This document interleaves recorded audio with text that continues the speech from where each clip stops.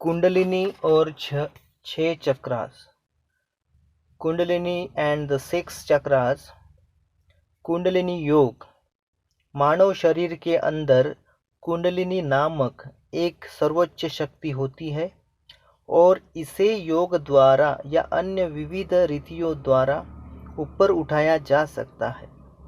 शरीर के मुख्य अवयवों की शुद्धि इस शक्ति द्वारा की जा सकती है। शरीर के अंदर स्थित ब्रह्मांड अंतरिक्षीय शक्ति सुप्त अवस्था में होती है, लेकिन इस शक्ति को जब ऊपर उठाया जाता है तब तीव्र गर्मी निर्मित होती है और शरीर के सारे अंगों में महसूस की जाती है। कुंडलिनी सर्प शक्ति है और यह मूलाधार चक्र में निष्क्रिय अवस्था में होती है। जब यह शक्ति जागृत होती है तब मनुष्य को पारलौकिक अनुभव तथा शक्तियों का आनंद मिलता है। इस शक्ति का केवल जागृत होना काफी नहीं है, उसे अजना आज्ञा चक्र तक पहुंचना चाहिए। मैं ऐसे विभिन्न प्रकार के लोगों से मिला हूँ जो सांसारिक इच्छाएं तथा गंभीर बीमारियों के कारण कुंडलिनी को अजना आज्ञा चक्र तक उठाने में असमर्थ रहे। मैंने उन लोगों की दबी हुई ऊर्जा को छुड़ाकर उनको अपनी वेदनाओं से मुक्त कर दिया। इतना ही नहीं, उनको सलाह देकर आगे की यात्रा के लिए मार्गदर्शन भी किया। अलग अलग सिद्धियां या तांत्रिक मांत्रिक शक्तियां इन चक्रों पर प्रभुत्व पाने से प्राप्त होती है। एक बार जब सर्परूपी कुंडलिनी की आँख को विस्तार करने की शक्ति प्राप्त हो जाती है तब इसके द्वारा अष्टामा सिद्धियों में से एक अणिमा सिद्धि प्राप्त की जा सकती है। अणिमा सिद्धि यानी अपने इच्छानुसार स्वयं को सूक्ष्म कर देना। ईड़ा और पिंगला नाड़ियों को उत्तेजित किए बिना सुषुम्ना को प्रभावित नहीं किया जा सकता, इसलिए श्वसन प्रणाली, प्राणायाम और जल नीति ये प्रणालियां महत्वपूर्ण हैं। शुद्ध और पवित्र चेतना शक्ति शिव का प्रतिनिधित्व करती है। शुद्ध और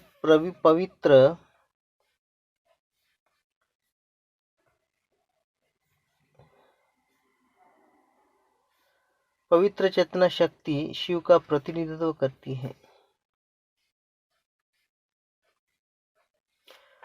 सृजन क्षमता शक्ति की परिचायक है, जो अपनी निराकार स्थिति में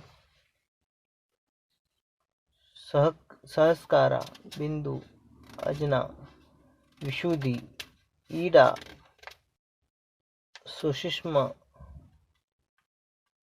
पिंगला, अनाहत, मणिपुरा, स्वादिष्ठाना, मूलधारा शिव के साथ एकरूप होती है। वह ब्रह्मांड की जननी है। यह शक्ति भौतिक तथा शारीरिक बल के रूप में शरीर के निम्नतम केंद्र मेरुदंड के आधार पर वास करती है, जबकि शिवजी शरीर के उच्चतम भाग में मस्तिष्क के मध्य वास करते हैं। शरीर में स्थित अर्धनारीश्वर यानी शिवजी और शक्ति में पूर्ण रूप से संयोग से सृष्टि यानी आत्मा की उत्क्रांति मानस और भौतिक वस्तुओं में होती है। विलय के समय ब्रह्मांड एक विशिष्ट गणितीय बिंदु में ढह जाता है, यानी शिव बिंदु शक्ति में विलीन हो जाता है और फलतः एक अनंत आकार में प्रक्षेपित होता है। वह शक्ति शिव बिंदु के चारों ओर गोलाकार में सांप की तरह कुंडली के रूप में स्वयंभू शिवलिंग से शरीर के अंतर्गत मूलाधार चक्र में जुड़ी रहती है। कुंडलिनी यानी गोल चक्राकार वस्तु। कुंडलिनी यानी गोल चक्राकार वस्तु। शिव जी एक स्थिर अचल शक्ति है और शक्ति गतिज बल है। शिव और शक्ति के मिलन का परिणाम ही कुंडलिनी शक्ति है। मेरी तंत्र मंत्र और रहस्यमय विषयों में जिज्ञासा और सूक्ष्म तथा इस प्रकार की शक्तियों में अनुभव पाने में दिलचस्पी ने मुझे इस तकनीक को सीखने के लिए मजबूर किया। हिंदुओं के लिए मुक्ति मोक्ष पाने का यह साधन है। यह तकनीक किसी अच्छे योग्य तथा सक्षम महागुरु या सिद्धि पुरुष से सीखने चाहिए, नहीं तो प्रसंगानुरूप खड़े होने से विद्यार्थी पागल बन सकता है या उसकी मृत्यु भी हो सकती है।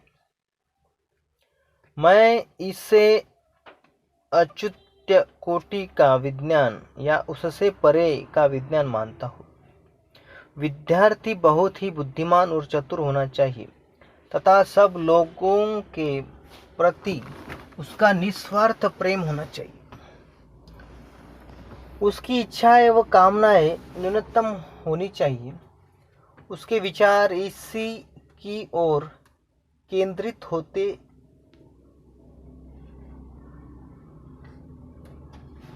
होने चाहिए तथा विचार उलझन में डालने वाले या निराशा की ओर ले जाने वाले नहीं होने चाहिए। उसकी शारीरिक संरचना योग्य चाहिए। उसके पास विवेकपूर्ण निर्णय लेने की क्षमता होनी चाहिए। यह बुद्धिमत्ता का अर्थ है विवेक और संकल्प शक्ति। शारीरिक रचना यानी स्वस्थ शारीरिक क्षमता। विद्यार्थी का हष्टपुष्ट और ताकतवर होना जरूरी नहीं है, लेकिन अत्यधिक शारीरिक तनाव सहने की शक्ति चाहिए। कारण लगातार दीर्घ समय तक ध्यान करने से शरीर पीड़ा और अन्य कठिनाइयां उत्पन्न हो सकती हैं। उसकी नसों में तथा मज्जा तंत्रिकाओं में अच्छी कार्यक्षमता होनी चाहिए। अपनी सूझबूझ पर उसका अच्छा नियंत्रण होना चाहिए और जीवन संबंधित बातों में अनुशासन होना चाहिए। कुंडलिनी योग सीखने का प्रयत्न करने वाले 1000 व्यक्तियों में से किसी एक को सफलता मिलती है या जिसका पूर्व जन्म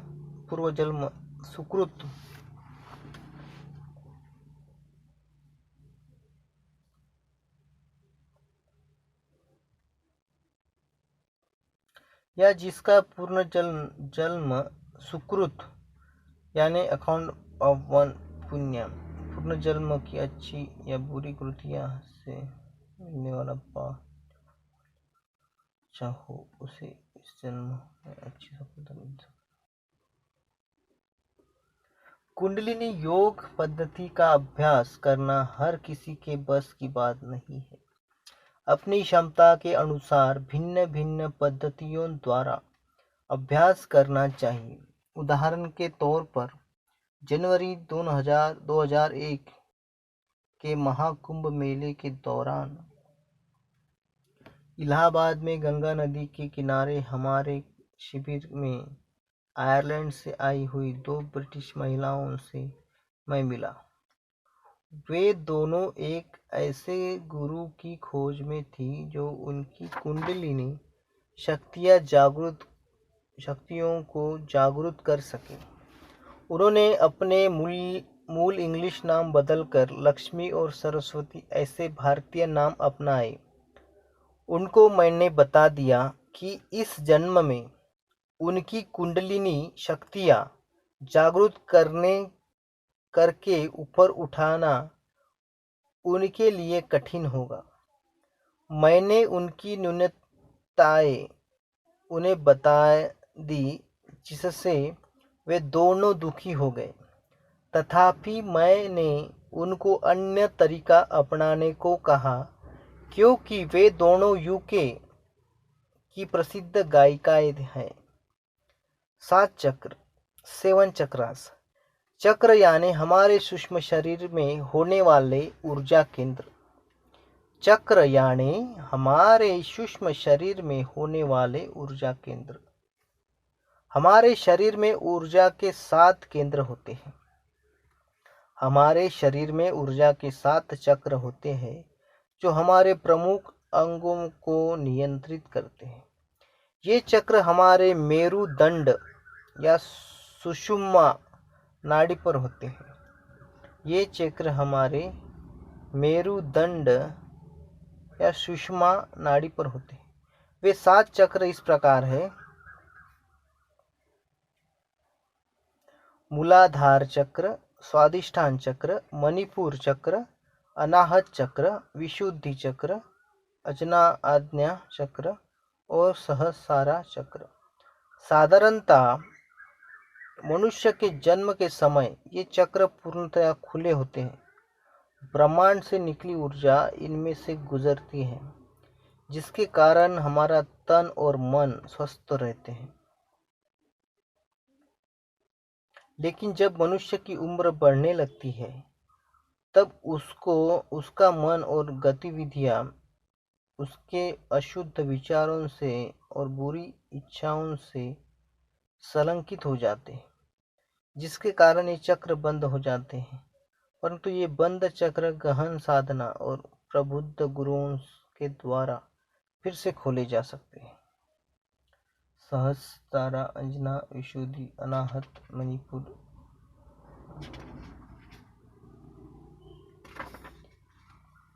मूलाधार चक्र। मूलाधार चक्र मल द्वारा जननेंद्रिय के बीच में मल द्वार से 2 उंगलियों की दूरी पर स्थित है। सुषुम्ना नाड़ी की उत्पत्ति यहीं पर होती है।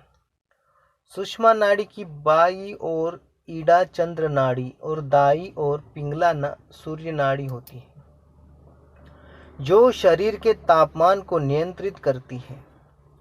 जब मूलाधार चक्र सक्रिय हो जाता है, तब कुंडलिनी भी क्रियाशील होती है। परंतु आम तौर पर मूलाधार चक्र को सक्रिय करना बाकी सब चक्रों को सक्रिय करने के बाद ही होता है। कुंडलिनी शक्ति के जागृत होते समय उसमें से तीव्र ऊर्जा बहने लगती है। उस ऊर्जा शक्ति को संभालने के लिए सुषुम्ना नाड़ी को बलवान बनाया जाता है। इस शक्ति को क्रियाशील बनाने के अनेक मार्ग हैं, लेकिन सबसे अच्छा और आसान मार्ग मनपूर्वक ध्यान लगाना।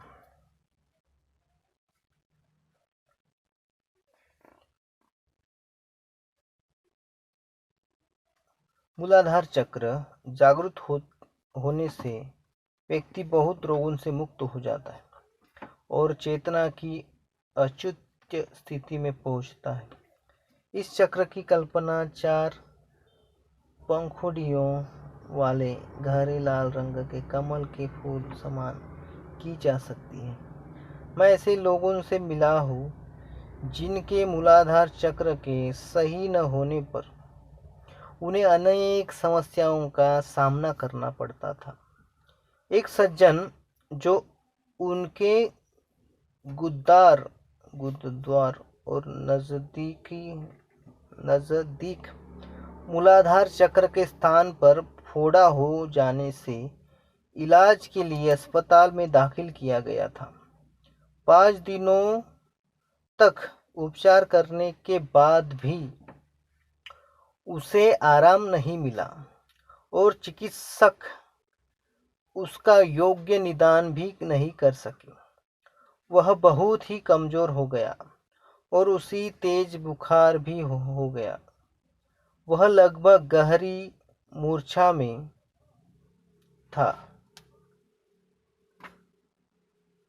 मैं उस समय संयोगवश अस्पताल के साप्ताहिक भ्रमण के दौरान वहीं पर था जब उनके रिश्तेदार ने मुझे बुलाया। उसकी समस्या के बारे में मुझे समझाने पर मेरी समझ में आ गया कि उनके मूलाधार चक्र में दोष था।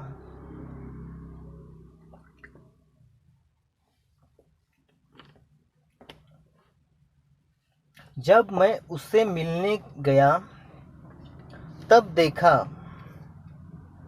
कि तंत्र मंत्र के विषय में लिखी गई पुस्तकें उसने इर्द गिर्द पड़ी थी। उसकी जांच करने पर मुझे पता चला कि उसकी कुंडलिनी जागृत हो चुकी थी, लेकिन कहीं पर अटक गई थी। तीव्र गर्मी उत्पन्न होने से उसके मूलाधार चक्र के पास एक बड़ा फोड़ा हुआ था। मैंने उस रोगी को चेहरा नीचे की तरफ करके सीधा लेटने को कहा और उसके मूलाधार चक्र को ऊर्जा दी। उसे बताया कि उसका स्वास्थ्य जल्द ही सुधर जाएगा। कुछ घंटे बाद उसका दर्द कम हो गया और उसे अगले दिन अस्पताल छोड़ जाने की अनुमति दी गई। स्वादिष्टान चक्र। यह चक्र मेरुदंड के नीचे के सिर के आधार पर पूंछ की हड्डी के स्थान पर होता है।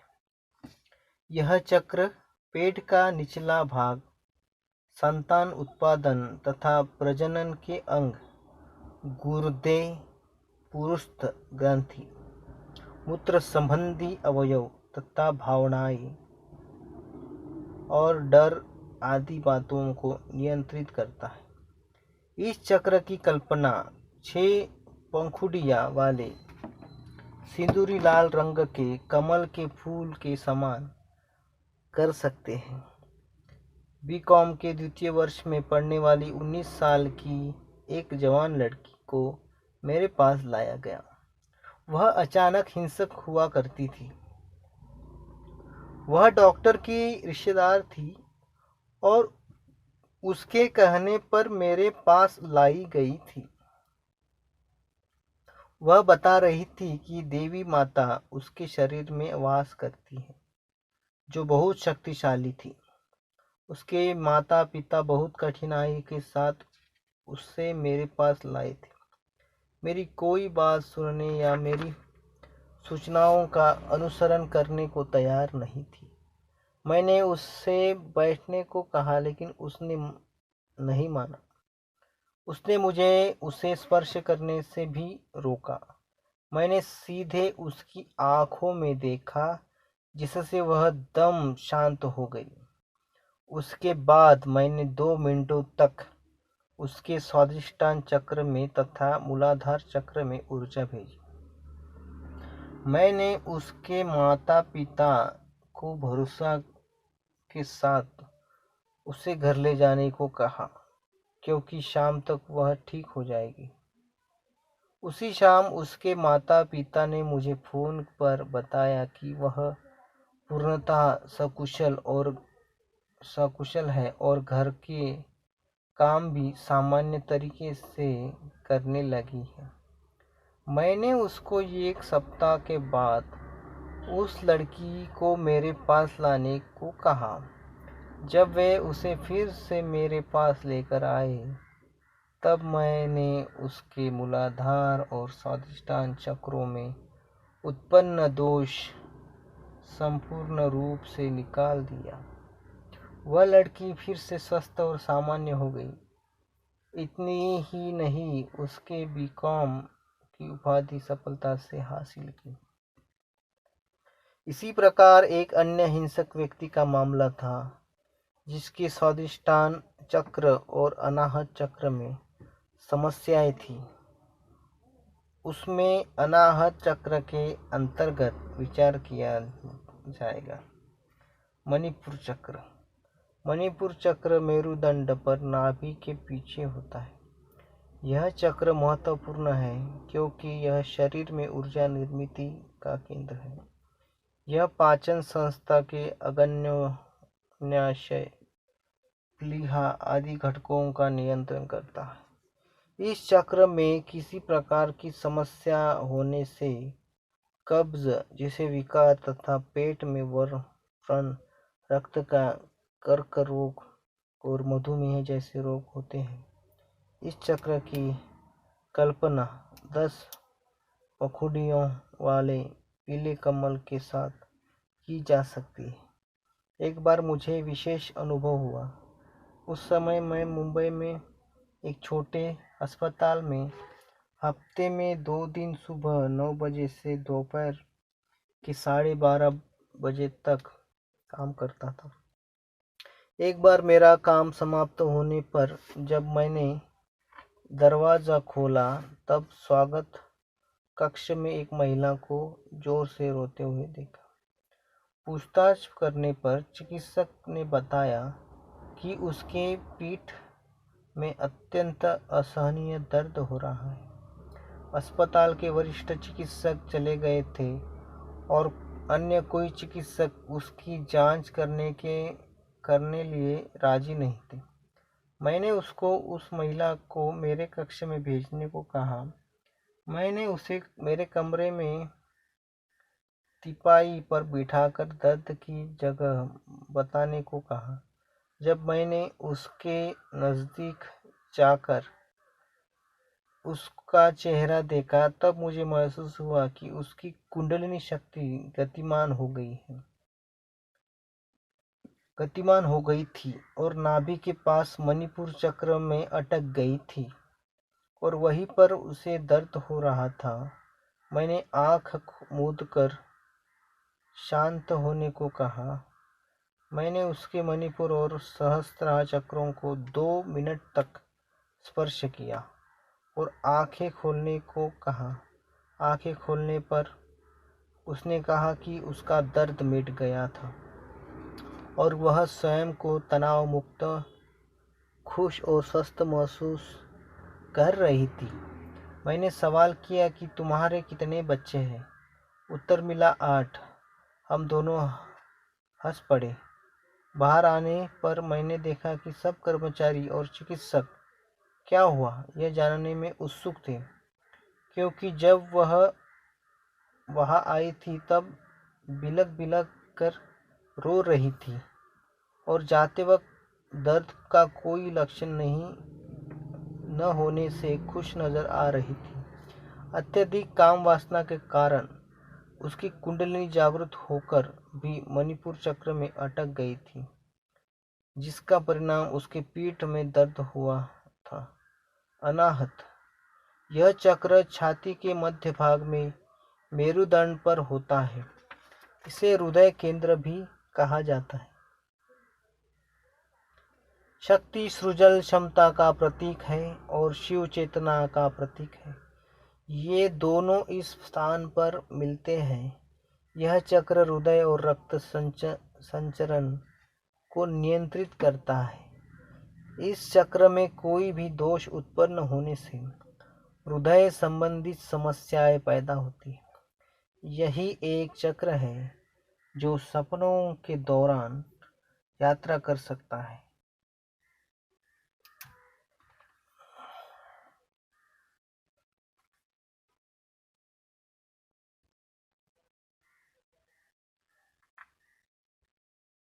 यह हिल सकता है। यह चक्र और अजना चक्र मिलकर हमारी आज्ञा के अनुसार अन्य मनुष्य के शरीर पर नियंत्रण कर सकते हैं।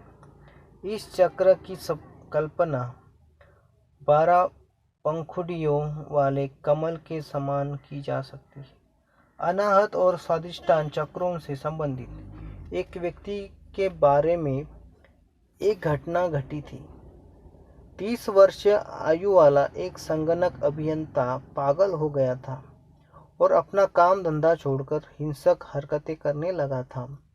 उसके माता पिता अनेक तरीकों से उसकी समस्याओं दूर करने का प्रयत्न किया।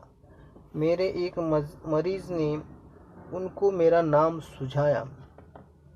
इलाज के लिए मैं किसी का घर नहीं जाता, इसीलिए मैंने उसका घर जाकर रोग निदान करने का अस्वीकार कर दिया।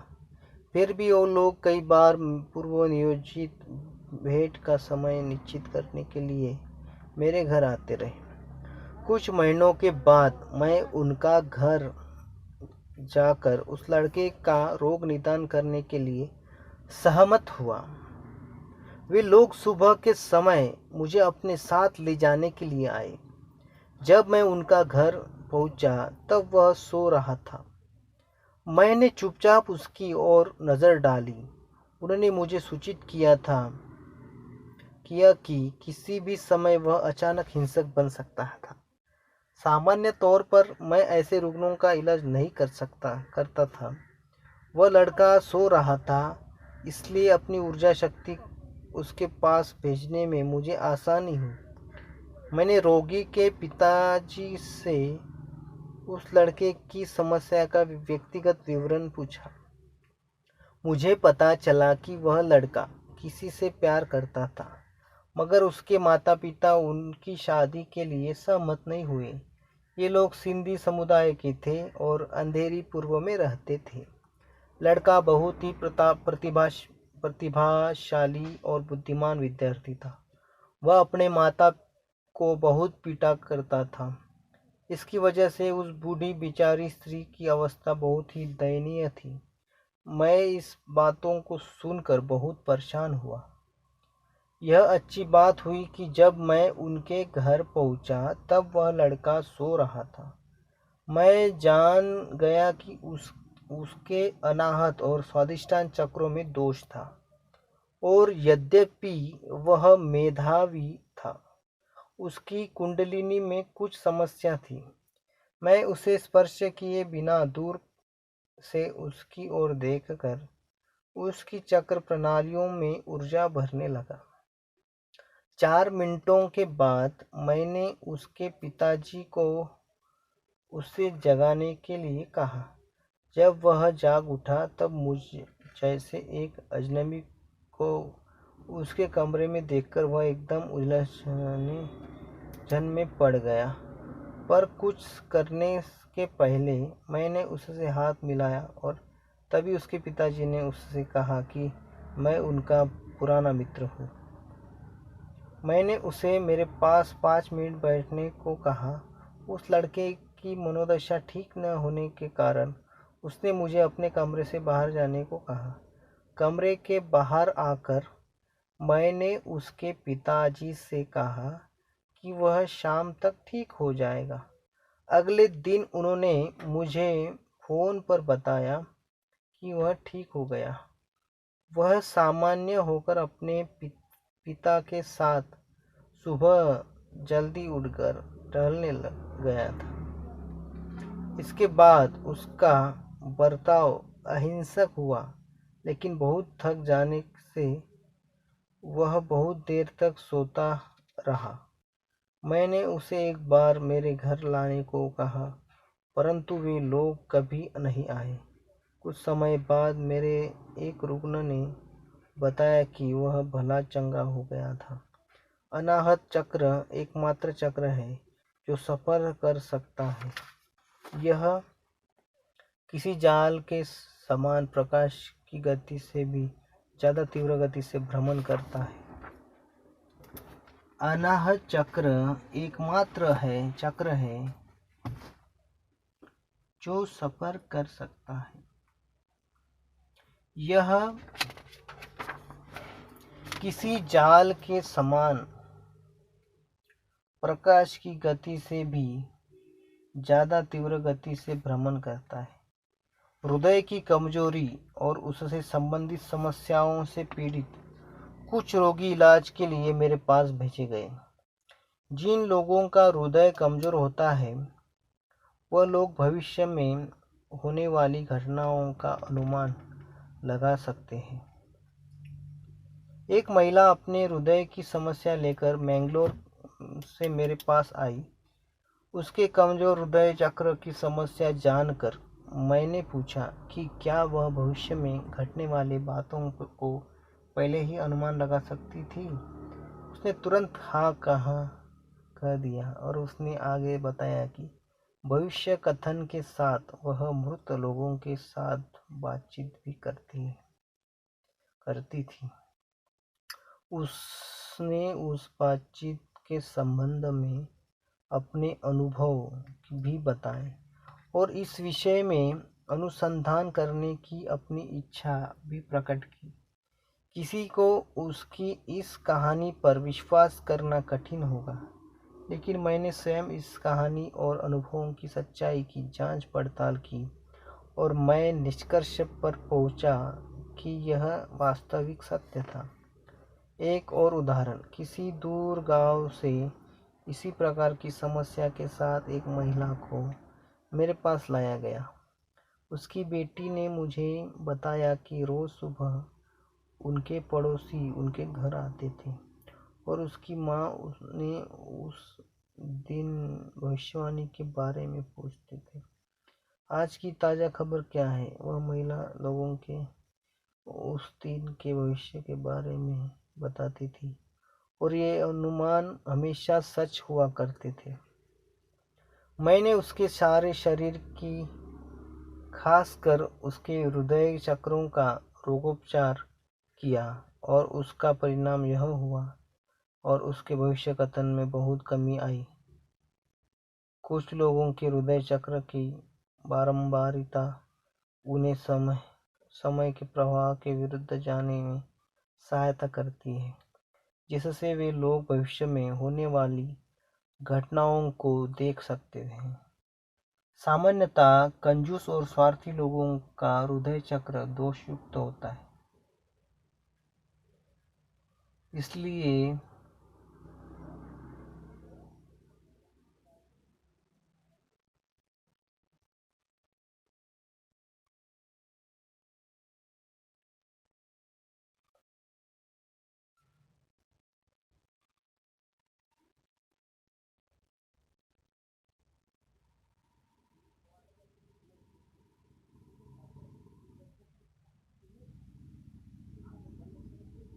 कंजूस और स्वार्थी लोगों का हृदय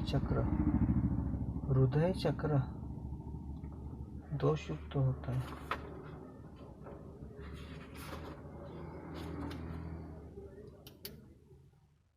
इसलिए हमें किसी अच्छे काम के लिए पैसा खर्च करना चाहिए। धन संचय करके उसको खर्च किए बिना संग्रह करना अच्छी बात नहीं है।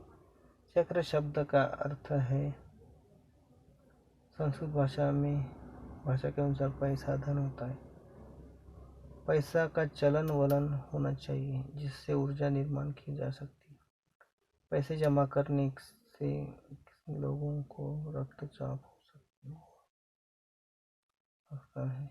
धन का संग्रह करना पाप है। ये बात अच्छी नहीं है और दंडनीय भी है। दुनिया में 20% लोग दुनिया की ज़्यादातर संपत्ति पर काबू रखते हैं। यह बात कर्म सिद्धांत से संबंधित है। विशुद्धि चक्र गले के भाग में गले के गड्ढे के पीछे होता है। यह चक्र मनुष्य की श्वसन प्रणाली तथा इसकी क्रिया विधियों पर नियंत्रण रखता है। इस चक्र में दोष उत्पन्न होने से गल ग्रंथि, टॉन्सिल तथा फेफड़ों में समस्याएं हो सकती है। विशुद्धि का अर्थ है छनन क्रिया या शुद्धिकरण क्रिया। बिंदु विसर्गता के साथ विशुद्धि चक्र के आधार से कई दिनों और महीनों तक मनुष्य बिना अन्न के अपना अस्तित्व बनाए रख सकते हैं। लोग इस चक्र को अधिक महत्व नहीं देते, लेकिन मेरे अनुभव के अनुसार यह चक्र हमारे दैनंदिन जिंदगी में महत्वपूर्ण होता है। जब मेरे शरीर में कुंडलिनी उठकर जागृत होने लगी, तब मेरे नाड़ी की स्पंदन गति अत्यधिक बढ़ गई। मैंने इसे नियंत्रित करने के लिए दवाइयाँ ली, मगर कोई असर नहीं हुआ। तब मेरे एक मित्र ने मुझे नीले रंग के पुष्पराज रत्न की चांदी में बनाई हुई अंगूठी बाएं हाथ में के मध्य उंगली में धारण करने की सलाह दी और अंगूठी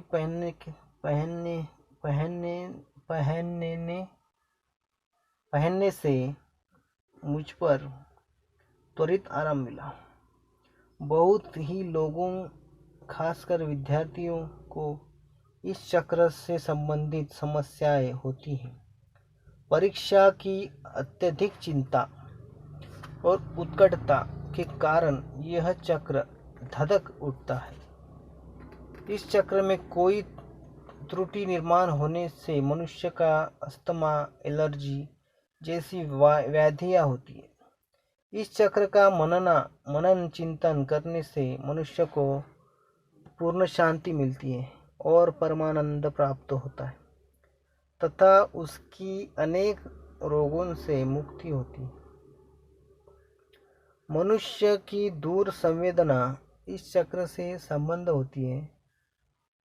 यह चक्र अनेक लोगों के विचारों के स्पंदन को स्वीकार करके उनमें अपने विचार स्पंदनों को मिलाकर दूसरे लोगों तक पहुंचाता है। इस चक्र को सहायता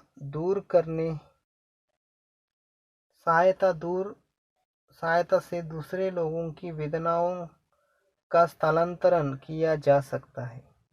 मैंने अनेक लोगों के चिंताजनक रोगों का इलाज किया है, जिससे मुझे अपने इस चक्र में हमेशा दर्द महसूस होता है।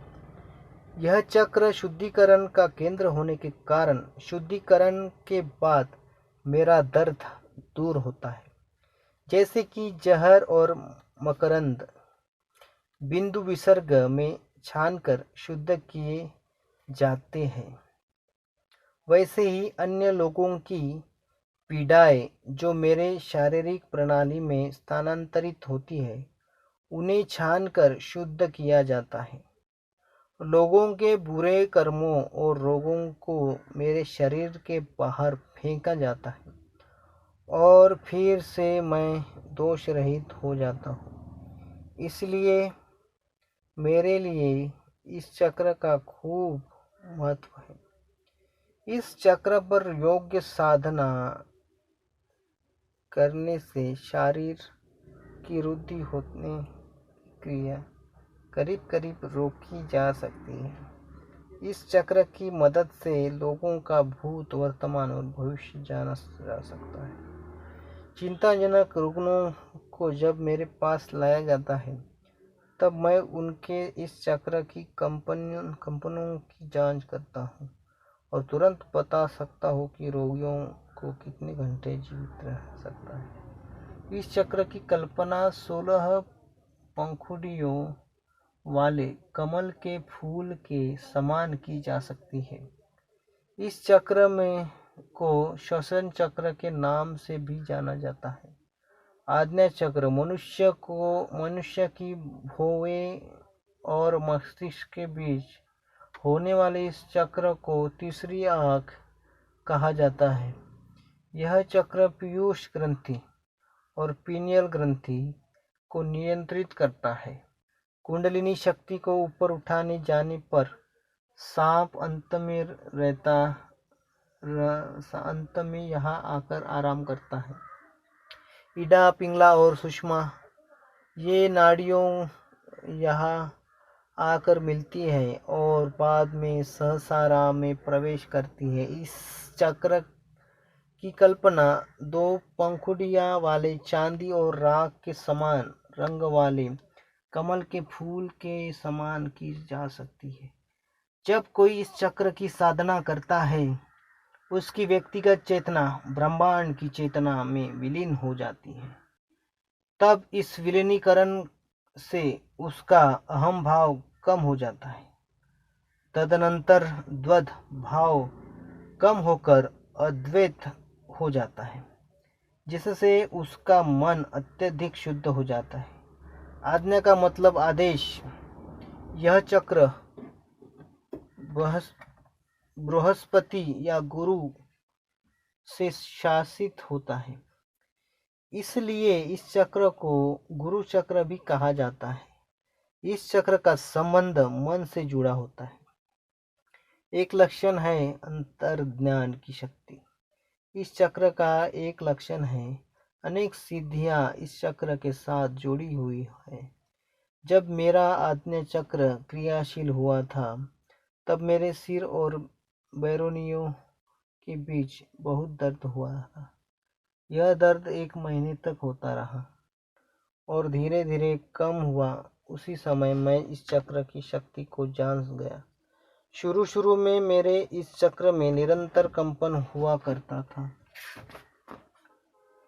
सहस्रारा, सहस्त्र का अर्थ है 1000। एक चक्र सिर से शिखर पर विराजमान होता है। यह चक्र सिर से शिखर तक विराजमान होता है। 1000 पंखुड़ियों वाला लाल रंग का कमल का फूल इसका परिचारिक है। कमल का फूल शुद्धता तथा पवित्रता को प्रतीक है। यद्यपि यह कीचड़ में पलता पड़ता है, फिर भी कीचड़ कमल को चिपकता नहीं। प्रातः काल में सूर्योदय समय यह खुलता है और सायंकाल में जब सूर्यास्त होता है तब यह बंद हो जाता है। यह कीचड़ माया का प्रतिनिधित्व करता है। जब कुंडलिनी आज्ञा चक्र से सहस्रारा चक्र तक पहुंचती है तब साधक की पहचान पूर्णतः मिट जाती है और साधक ब्रह्मांड की आत्मा में विलीन हो जाता है। तब उस स्थिति को कहा जाता है निर्विकल्प समाधि। तथापि मेरे अनुभव में साधक को कई साल ध्यान, पूर्ण कर्म और सकर्म करना पड़ता है, तभी वह परमात्मा में विलीन हो जाता है। 3 और चक्र है, गोलाटा, ललाट और ललना। बिंदु विसर्ग बिंदु यानी बिंदु या बिंद होता है। बिंदु यानी बूंद या बिंदु होता है। बिंदु विसर्ग से मकरंद और विष का एक बूंद स्वादिष्टान चक्र तक गिरता है। यह चक्र सिर के पिछले भाग में रहता है जहाँ पर ब्रह्मांड लोग चोटी रखते हैं। अगर इस बिंदु के साव को जगाया जाए और नियंत्रित किया जाए तब व्यक्ति को जीने के लिए किसी चीज़ की आवश्यकता नहीं होगी और उसमें रुद्धापन नहीं दिखेगा।